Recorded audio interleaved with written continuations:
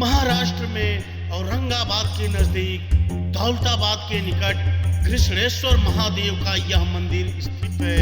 यह 12 ज्योतिर्लिंगों में से एक है और कुछ लोग इसे घुसमेश्वर के नाम से भी पुकारते हैं। पुराणों में वर्णित कथा के अनुसार दक्षिण देश में देवगिरी पर्वत के निकट सुधर्मा नामक एक अत्यंत तेजस्वी तपोनिष्ठ ब्राह्मण रहता था। उसकी पत्नी का नाम सुदेहा था। दोनों में परस्पर बहुत प्रेम था। किसी प्रकार का कोई कष्ट उन्हें नहीं था, लेकिन उन्हें कोई संतान नहीं थी। ज्योतिष गणना से पता चला कि सुदेहा के गर्भ से संतानोत्पत्ति हो नहीं सकती। सुदेहा संतान की बहुत ही इच्छुक थी। उसने सुधर्मा से अपनी छोटी बहन से दूसरा विवाह करने का आग्रह किया। पहले तो सुधर्मा को यह बात नहीं जची, लेकिन अंत में उन्हें पत्नी की जिद के आगे झुकना ही पड़ा। वे उसका आग्रह टाल नहीं पाए। वे अपनी पत्नी की छोटी बहन घुस्मा को ब्याह कर घर ले आए। घुस्मा अत्यंत विनीत और सदाचारणी स्त्री थी। वह भगवान शिव की अनन्य भक्ता थी। प्रतिदिन 101 पार्थिव शिवलिंग बनाकर हृदय की सच्ची निष्ठा के साथ उनका पूजन करती थी। भगवान शिव जी की कृपा से थोड़े ही दिन बाद उसके गर्भ से अत्यंत सुंदर और स्वस्थ बालक ने जन्म लिया।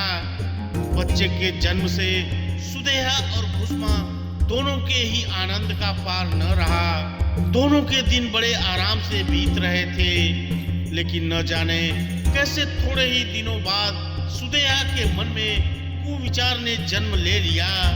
वह सोचने लगी, मेरा तो इस घर में कुछ है नहीं, सब कुछ घुस्मा का है। मेरे पति पर भी उसने अधिकार जमा लिया, संतान भी उसी की है। यह कुविचार धीरे धीरे उसके मन में बढ़ने लगा। इधर घुस्मा का वह बालक भी बड़ा हो रहा था। धीरे धीरे वह जवान हो गया, उसका विवाह भी हो गया। अंततः एक दिन सुदेहा ने घुस्मा की युवा पुत्र को रात में सोते समय मार डाला। उसके शव को ले जाकर उसने उसी तालाब में फेंक दिया जिसमें घुस्मा प्रतिदिन पार्थिव शिवलिंगों को विसर्जित करती थी। सुबह होते ही सबको इस बात का पता लगा।